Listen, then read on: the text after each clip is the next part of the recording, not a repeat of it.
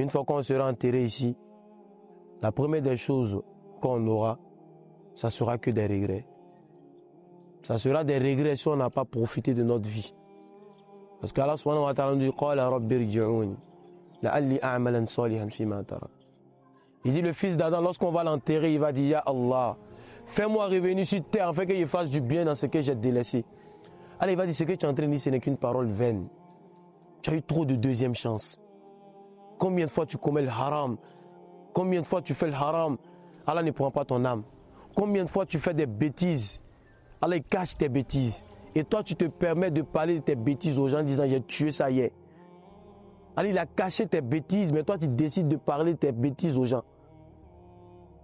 À chaque fois, Allah nous rappelle que nous sommes devenus inattentifs face aux signes d'Allah.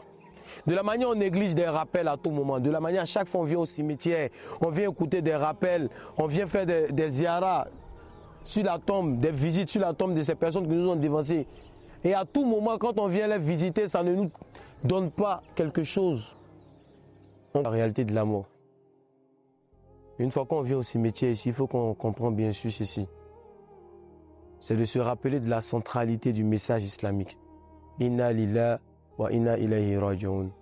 C'est à Allah que nous appartenons et c'est vers lui qu'on fera le retour. Ça ne sert à rien de venir au cimetière et de ne pas tirer profit de ces enseignements-là. À chaque fois que tu viens au cimetière, tu viens faire des ziyaras, tu vois des personnes, on les enterre et ça ne te donne pas une prise de conscience. C'est ce que nous pousse à dire à l'être humain du sens sans sens, c'est du non-sens. Il faut toujours instaurer du sens dans ce qu'on fait. Quel est l'objectif? Je viens au cimetière dans l'objectif de pouvoir faire revivre ma foi, dans l'objectif de faire des prières pour ces personnes qui m'ont dévancé dans la tombe. Allah, il le rappelle de la mort, c'est le meilleur des rappels. Le prophète sallam il a dit, augmenter, répéter le rappel de celle qui brise les plaisirs. Al-Maut, la mort. Et Allah subhanahu wa ta'ala dans le Coran, Alladhi khalaqa al-mawta wal hayat liyabluwakum ayyukum ahsanu amala. Il a créé la vie et la mort afin de voir lequel d'entre nous sera bon en œuvre. La vie pour pouvoir vivre et pouvoir grandir de la meilleure des manières. La mort pour se rappeler de Rabbul Alamin.